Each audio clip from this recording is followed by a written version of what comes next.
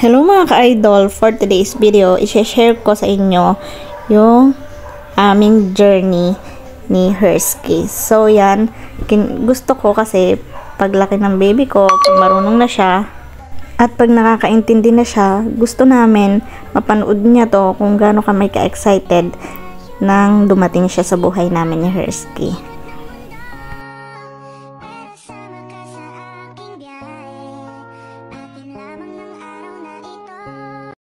August 12, 2023, nalaman kong buntis na ako. Halo-halong emosyon, sobrang saya, na hindi ko maipaliwanag kung ano yung nararamdaman ko nitong mga oras na to. Sobrang saya ko, pero mas sobrang saya pa pala ng daddy mo. First time ko magpiti niyan, kaya inulit ko kinaumagahan, at talagang positive talaga siya. May little mentong nasa loob ng tummy ko, at iyan, ang pinakaunang-unang video ko sa aking chan at super excited na ang mami nyo. Hello baby, yan nga pala yung daddy mo. Sa oras na mga malungkot ako, yan ang ginagawa niya. Nasayawan niya ako, pinapasaya niya ako. At yan, effective naman yung pagpapasaya niya sa akin.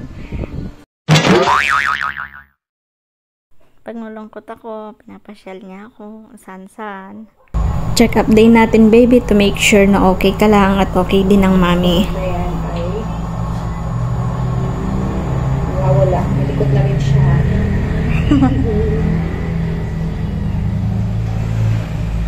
Sobrang saya baby kasi sabi ni doktor malikot ka na daw. At yan, lit-lit mo pa dyan.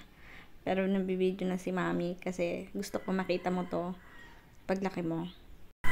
Unang turok niyan baby, papalaki ka na sa tiyan ko. Para yan, maging protected si mami, saka si baby daw. Kahit takot si mami matusok, para sa'yo lahat yan, baby. Naglalaro. Wala na. Kita mo yan.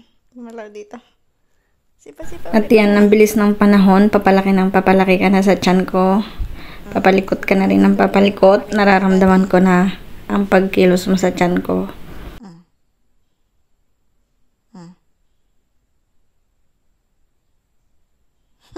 Mahirap na din kumilos sa mga panahon na yan kasi malaki na yung tiyan ko, baby. At ready to gender reveal ka na.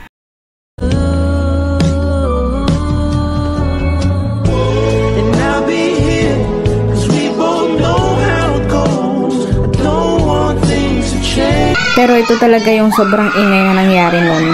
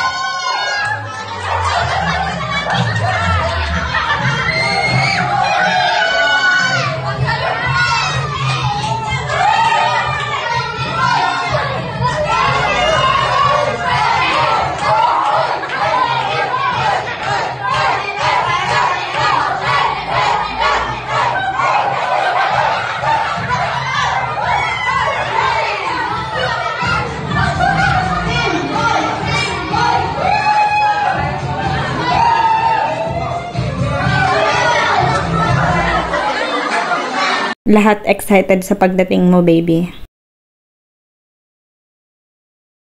Sobrang nakakatuwa dahil ang bilis ng panahon. Ngayong araw na to, February 2, ay 30 weeks na tayo, baby. Nagsisimula na rin mag-nesting ang mami. Nag-iipon na rin ng mga gamit mo. May mga gamit ka na rin na nalabhan. At yung mga araw na yan ay pinaplansya ko siya. Para itatago ko na, para ready na siya pagdating mo.